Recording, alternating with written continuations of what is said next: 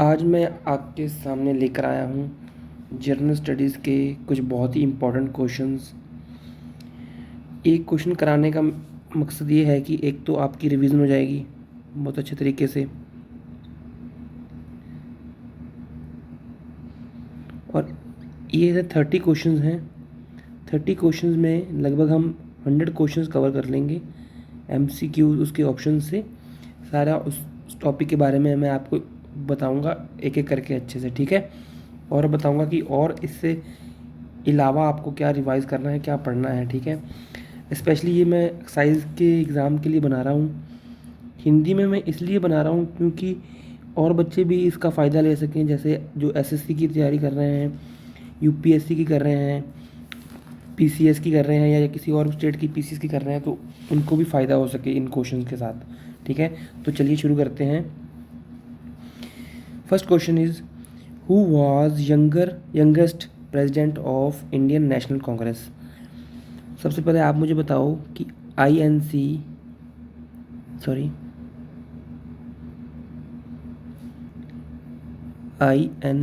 कब फॉर्म हुई थी, इंडियन नेशनल कांग्रेस कब फॉर्म हुई थी। ये हुई थी 1885 में। 1885 में फॉर्म हुई थी।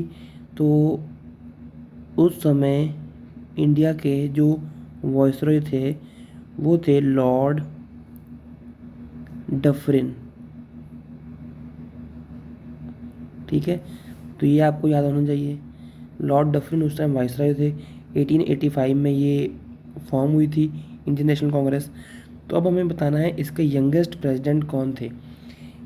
तो इसका आंसर होगा जी अबुल कलाम आज़ाद, मौलाना अबुल कलाम आज़ाद जिनको हम बोलते हैं। और एक बात और याद रख लीजिए इससे, ये थे हमारे फर्स्ट एजुकेशन मिनिस्टर आज़ाद भारत के, ठीक है। इंडिपेंडेंट इंडिया के ये पहले एजुकेशन मिनिस्टर थे, ये भी याद रख लो आप, ठीक है। वीडियो पूरी देखना, मैं आपको पहले बता रहा हूँ बहुत इंफॉर्मेटिव वीडियो है ये। जिन बच्चों के पास टाइम कम है वो इसको 1.5x पे स्विच करके अच्छे से देख सकते हैं, ठीक है। अगर अच्छी लगेगी तो लाइक जरूर कर देना एंड में। तो अबुल कलाम आज़ाद थे हमारे youngest president of Indian national Congress. Second option थी एनी बेसंत। एनी बेसंत के बारे में भी आपको पता होना चाहिए, इन्होंने होम रूल लीग शुरू की थी, ठीक है, तिलक के साथ मिलकर, ठीक है। तो ये भी आपको याद होना चाहिए। मदन मोहन मालवीय जी भी हमारे इंडियन नेशनल कांग्रेस के प्रेसिडेंट रहे हैं, ठीक है। तो आगे चलते हैं अगले क्वेश्चन पे। Which of the following is not female president of INC। वैसे तो मैंने ये ऑप्शन में चारों फीमेल रखे हैं, तो इनमें से कौन INC की प्रेसिडेंट नहीं थी ये बताना है हमें। एनी बेसंत जी ये हमारे INC के प्रेसिडेंट रहे हैं, ठीक है। कब रहे हैं, 1917 में। और सरोजिनी नायडू ये भी रहे हैं, ठीक है। तो ये कब रहे हैं, 1925 में, 1925 में रहे हैं। नीली सेन गुप्ता ये बच्चों को कम पता होगा, लेकिन ये भी रहे हैं INC के प्रेसिडेंट, कब, 1943 में, ठीक है। तो लास्ट ऑप्शन क्या है, अरुणा असफ अली। तो इसका आंसर यही होगा क्योंकि ये INC के प्रेसिडेंट नहीं रहे। अरुणा असफ अली को क्या कहा जाता है, great grand old lady of India.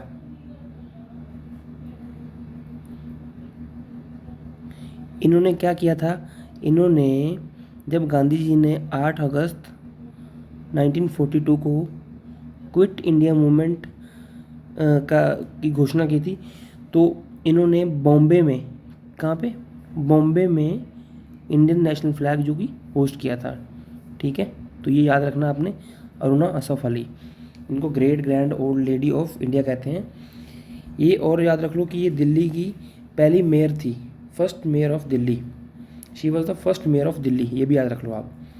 बाकी जो 3 थे ये INC की प्रेसिडेंट रही हैं, लेकिन अरुणा असफ अली INC की प्रेसिडेंट नहीं रही। जो एनी बेसंत थी वो आप कह सकते हैं कि first female president of INC। Sarojini Naidu अगर आएगा तो क्वेश्चन में पूछेगा कि who was the first Indian female president of INC, तो सरोजिनी नायडू होगा उसका आंसर। ठीक है, तो चलते हैं जी नेक्स्ट क्वेश्चन पे। Which of the following is not a kharif crop. ये बहुत ही फेवरेट क्वेश्चन रहता है एग्जामिनर का, कोई भी पेपर हो, यूपीएससी का हो, पीसीएस का हो, एक्साइज का हो, पंजाब पटवारी का हो, कोई भी हो, तो ये फेवरेट क्वेश्चन रहता है एग्जामिनर का। खरीफ से याद रखना है आपको, जो समर सीजन में होता है। ठीक है, एक राबी होते हैं, राबी क्रॉप्स, वो आप याद रख सकते हैं विंटर से। ठीक है, अब खरीफ क्रॉप कौन सा नहीं है इनमें से।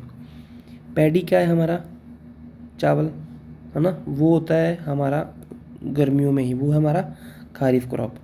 कॉटन, कॉटन को तो आपको पता ही है, ये आपको याद होना चाहिए कि 150 फ्री फ्रॉस्ट फ्री डेज इसको चाहिए होते हैं पकने के लिए, तो ये भी हमारा हो गया समर का, मतलब खरीफ क्रॉप है।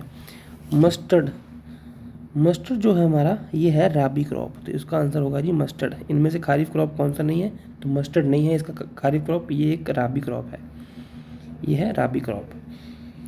मस्टर्ड को हम पंजाब में पता कैसे लगाते हैं, जैसे ये हमारा लैंड एरिया है, आसपास हम सरसों की खेती करते हैं, मस्टर्ड को लगा देते हैं साइडों में, और सेंटर में सारा वीट की होती है जो कल्टीवेशन। ठीक है, तो ऐसे हम मस्टर्ड लगाते हैं, ऐसे आप याद रख सकते हैं कि ये विंटर का एक वो है क्रॉप, ना कि ये खरीफ क्रॉप नहीं है। बाजरा भी हमारा खरीफ क्रॉप है। ठीक है, तो ये तीनों खरीफ थे और ये है रबी क्रॉप। और रबी के और एग्जांपल, रबी के और एग्जांपल कौन से हैं, वीट, शुगर केन। बताओ मुझे कमेंट्स में कि शुगर केन रबी है कि खरीफ है। ठीक है, प्लीज़ कमेंट जरूर करना ताकि आपको भी ये याद रहे। ठीक है, भूले नहीं। तो चलते हैं जी नेक्स्ट क्वेश्चन पे। एक और इसमें इंफॉर्मेशन देना चाहूँगा कि जो रबी और खरीफ के बीच में होते हैं उन्हें बोलते हैं जेड क्रॉप। ठीक है, इनको जेड क्रॉप बोलते हैं, ये भी एग्जाम में पूछता है कई बार, तो इसकी एग्जांपल्स भी आपने अच्छे से देखनी है। जैसे वाटरमेलन हो गया, तो वाटरमेलन हो गया, कुकम्बर हो गया, ऐसे टाइप ऑफ जो होती है ना, तो वो होते हैं जेड क्रॉप्स। इसकी स्पेलिंग कर लेना, ZIAD है या ZAID है, तो वो होते हैं जो रबी और खरीफ के बीच में होते हैं, वो होते हैं जेड क्रॉप्स। ठीक है, तो चलते हैं अगले क्वेश्चन पे। Ken and Betwa are tributaries of which river. ये तो ऐसा एक तो हो गया जियोग्राफी का क्वेश्चन प्लस करंट। करंट का क्यों, क्योंकि केन और बेटवा लिंकिंग प्रोजेक्ट चल रहा है। ठीक है, जो बेटवा है वो केन से लिंक की जा रही है ताकि MP UP में सप्लाई ऑफ वाटर चलता रहे अच्छे से। ठीक है, तो ये दोनों लिंक की जा रही हैं एक दूसरे से, तो इसका आंसर होगा जी, ऑप्शन पढ़ते हैं, गंगा, यमुना, ब्रह्मपुत्र, चेनाब। तो बाकी सब गलत हैं, इसका आंसर होगा यमुना। केन और बेटवा यमुना की ट्रिब्यूटरीज हैं। ठीक है, तो और बताऊं मैं आपको, यमुना जो है वो आगे गंगा की ट्रिब्यूटरी है, गंगा रिवर की। ठीक है, और क्या है, गंगा की लॉन्गेस्ट ट्रिब्यूटरी है, लॉन्गेस्ट ट्रिब्यूटरी। आपने मुझे कमेंट्स में बताना है कि लार्जेस्ट बाय वॉल्यूम, जैसे लार्जेस्ट ट्रिब्यूटरी ऑफ गंगा कौन सी है। ठीक है, ये भी एग्जाम में पूछता है, तो आपको ये देख के बताना है कमेंट्स में। बाकी ब्रह्मपुत्र, इन रिवर्स की जो आपको ये भी बहुत अच्छे से याद रखना है कि ये ओरिजिनेट कहाँ से होती हैं। जैसे गंगा तो होती है गंगोत्री ग्लेशियर से, यमुना होती है यमुनोत्री ग्लेशियर से, ब्रह्मपुत्र तिब्बत में होती है, और चेनाब हमारी हिमाचल प्रदेश की वैली से होती है। तो ये आपको पर्टिकुलरली याद होना चाहिए कि कौन सी रिवर कहाँ से ओरिजिनेट होती है। तो पंजाब के पेपर्स में काफ़ी पूछता है कि सतलुज रिवर कहाँ से ओरिजिनेट होती है, और चेनाब कहाँ से, झेलम कहाँ से, रावी कहाँ से, सतलुज कहाँ से। ठीक है, तो ये सारा आपको याद होना चाहिए अच्छे से। चलते हैं नेक्स्ट क्वेश्चन पे। Which of the following is not east flowing river. East flowing river, सबसे पहले तो बेसिक समझिए, ये है हमारा इंडिया, प्यारा भारत। ठीक है, रफली एक मैंने बनाया है इसका मैप। ये हमारा साउथ है, ये नॉर्थ है, ये ईस्ट है और ये वेस्ट है।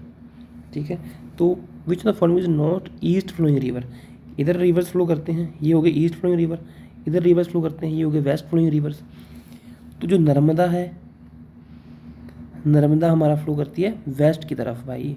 ये एमपी से ओरिजिनेट होती है नर्मदा, अमरकंटक से, और गुजरात के थ्रू वेस्ट में अरेबियन सी में मिल जाती है। तो ये वेस्ट फ्लोइंग रिवर है। तो इसका आंसर तो पहले ही बन गया हमारा नर्मदा। कावेरी जो है वो कर्नाटका से ओरिजिनेट होके अपने केरला में उसके ट्रिब्यूटरीज हैं, और तमिलनाडु की स्टेट से पास होती हुई बे ऑफ बंगाल में मिल जाती है। ठीक है, बे ऑफ बंगाल में। तो ये होगी वेस्ट फ्लोइंग। गोदावरी, कृष्णा, कावेरी, ये हमारी तीनों क्या हैं, वेस्ट फ्लोइंग रिवर्स हैं। गोदावरी भी।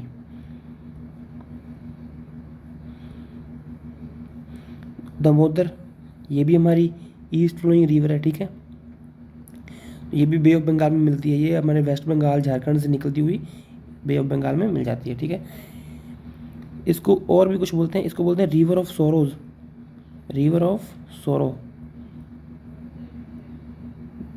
सोरो का मतलब दुखी, मतलब दुखी रिवर है ये। क्यों है? क्योंकि ये बहुत ज़्यादा पोल्यूटेड है। ठीक है, तो ये भी आपको याद रखना है, दामोदर को रिवर ऑफ सोरोज भी कहते हैं। अभी किसी एग्जाम में पूछा गया था ये। ठीक है, तो दामोदर आप याद रखो, रिवर ऑफ सोरोज होता है। ईस्ट फ्लोइंग रिवर्स मैंने बता दिया आपको, वेस्ट फ्लोइंग बता दिया। ठीक है, और ईस्ट फ्लोइंग रिवर कौन सी है? महानदी है, महानदी भी ईस्ट फ्लोइंग है। महानदी रिवर पे वो अपना डैम भी है, वो आपको मुझे कमेंट्स में बताना है कि कौन सा है डैम महानदी रिवर पे। वेस्ट फ्लोइंग रिवर है, रिवर्स हैं नर्मदी, तापी, माही, लूनी, ये सारी वेस्ट फ्लोइंग रिवर्स हैं। ठीक है, नेक्स्ट क्वेश्चन चलते हैं। Jelepla and Nathula are passes of which state? इसका आंसर होगा जी सिक्किम। सिक्किम के हैं जी दो पासिस। पासिस वाला क्वेश्चन डाला है तो इसका मतलब आपको पासिस भी याद होने चाहिए सारे। ठीक है, जलेपला और नाथुला सिक्किम के हैं। अरुणाचल प्रदेश के आपको याद होने चाहिए। दिबांग, ये सारे कहाँ के हैं? अरुणाचल प्रदेश के। हिमाचल प्रदेश के कौन से हैं? Shipki La,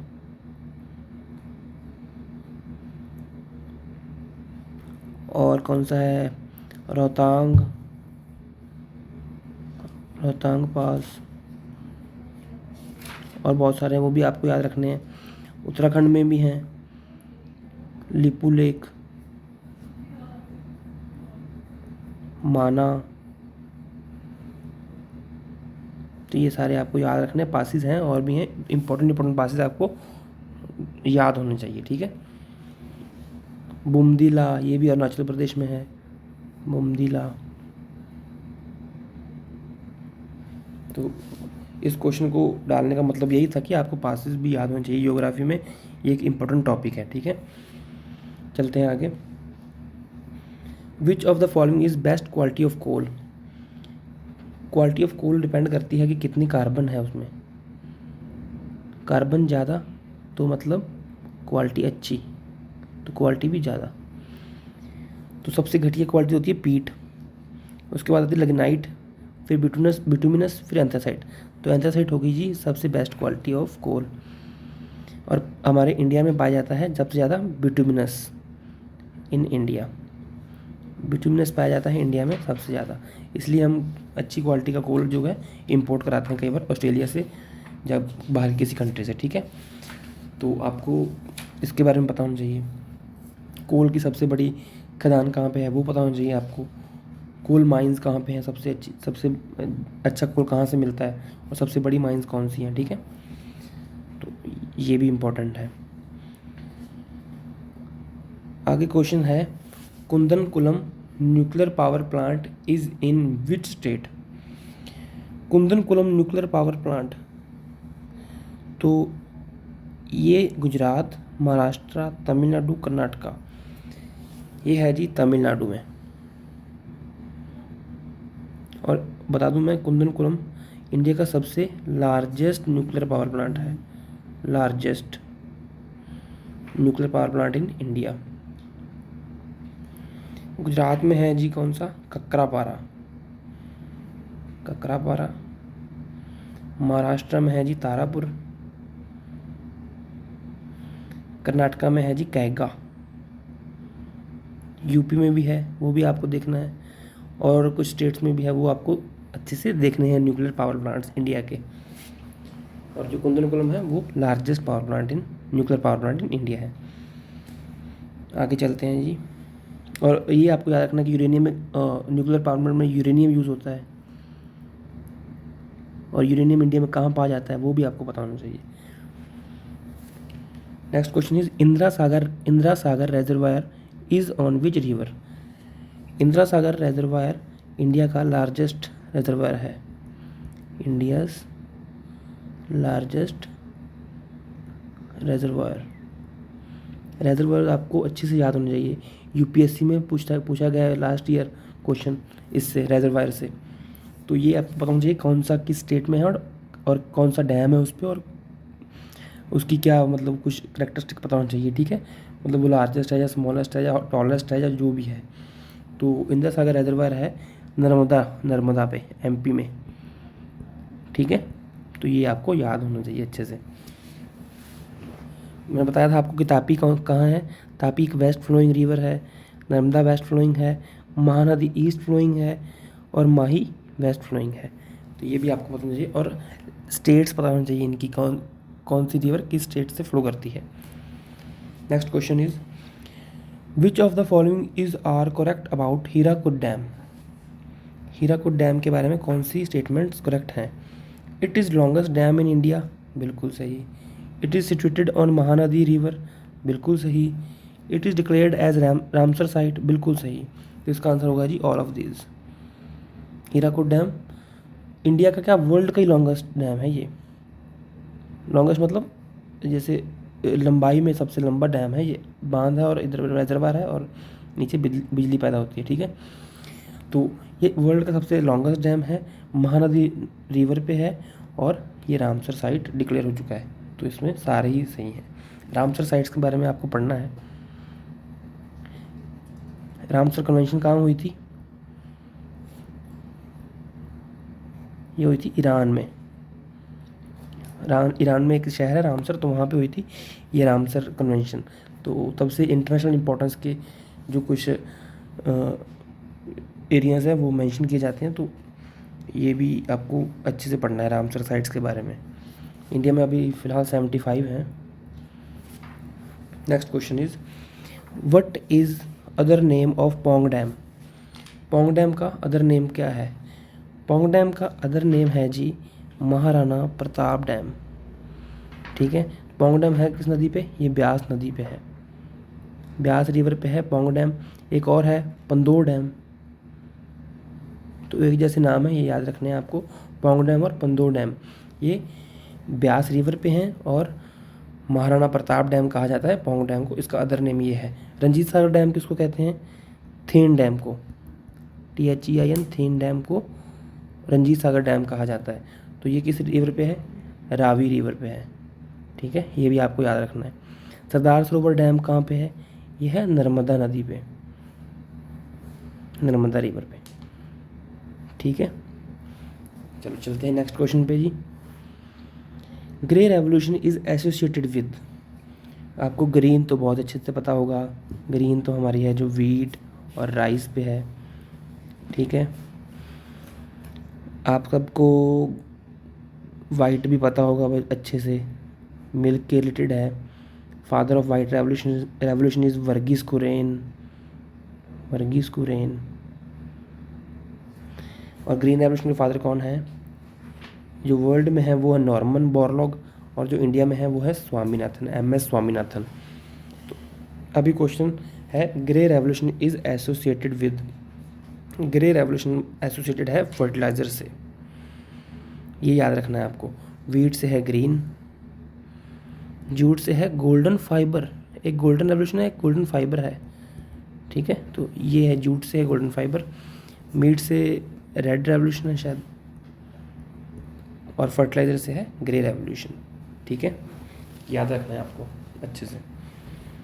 next question is who is known as father of green revolution in India. अभी मैंने आपको बता दिया लास्ट क्वेश्चन में कि ग्रीन रेवोल्यूशन के फादर इंडिया में कौन है, वो हैं MS स्वामीनाथन जी। ठीक है, ये आपको मुझे कमेंट्स में बताना है कि ग्रीन रेवोल्यूशन इंडिया में कब और किस जगह पे पहली बार इम्प्लीमेंट हुई। ठीक है, सैम पिट्रोडा, वर्गीस कुरियन हैं जो हमारे वाइट रेवोल्यूशन के फादर हैं। India is top most country in producing milk, तो ये वाइट रेवोल्यूशन की वजह से ही हुआ है। ठीक है, नॉर्मन बोरलॉग कौन है, ये ग्रीन रेवोल्यूशन के फादर हैं इन द वर्ल्ड, और MS स्वामीनाथन हमारे इंडिया में है। Verghese Kurien is green father of white revolution, and Sam Pitroda is father of yellow revolution. और वो येलो रेवोल्यूशन किस लिए होती है, ऑयल प्रोडक्शन के लिए होती है। ठीक है, मस्टर्ड ऑयल प्रोडक्शन, जो भी सीड प्रोडक्शन होता है। तो ये भी आपको याद रखना है सारी रेवोल्यूशंस के बारे में। चलते हैं जी नेक्स्ट क्वेश्चन पे। Which the following is longest highway in India. ये इजी भी है, किसी के लिए टफ भी होगा। National highway 44 is longest highway in India. तो हाईवेज़ के बारे में भी आपको पता होना चाहिए। ठीक है, तो ये कहाँ से है, कहाँ से कहाँ तक है, श्रीनगर से कन्याकुमारी तक।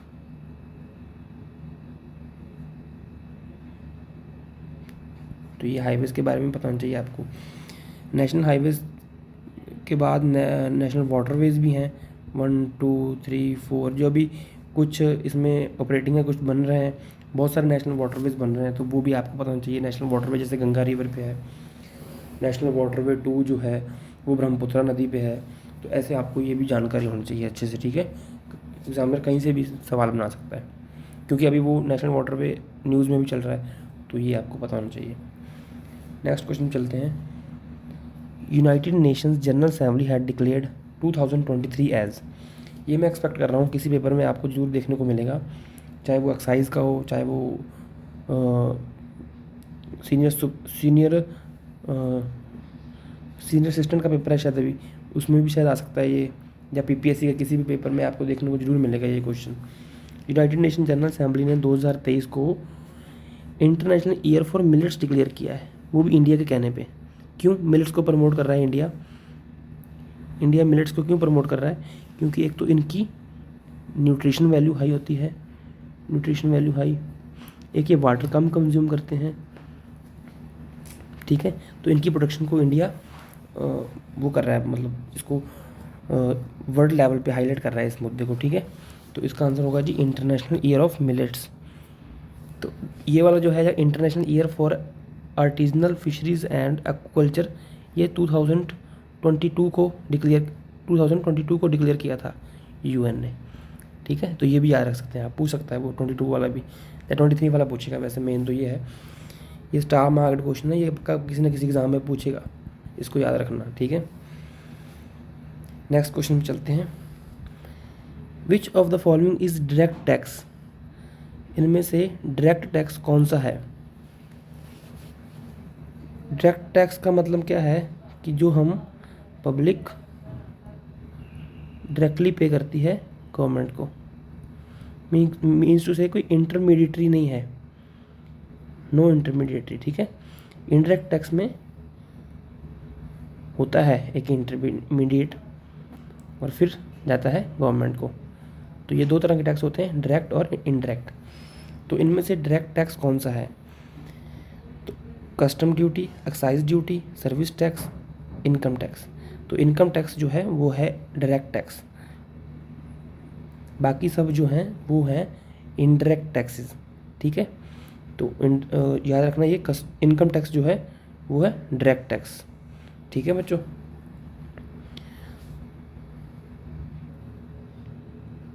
चलते हैं जी नेक्स्ट क्वेश्चन पे। Human resource development was focused in which 5 year plan. तो 5 ईयर प्लान आए थे हमारे, पहला आया था 1951 से 56 तक, और आगे ऐसे चलते गए थे। बीच में कुछ हॉलीडे प्लान्स भी थे।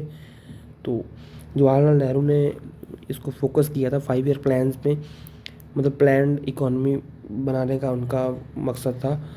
तो जो ह्यूमन रिसोर्स को पे फोकस किया गया वो किया गया जी 7th 5 ईयर प्लान पे, ये याद रखना है आपको। ठीक है, 11th में जेंडर इनइक्वालिटी को उन्होंने महत्ता दी थी। ठीक है, और इंक्लूसिव ग्रोथ,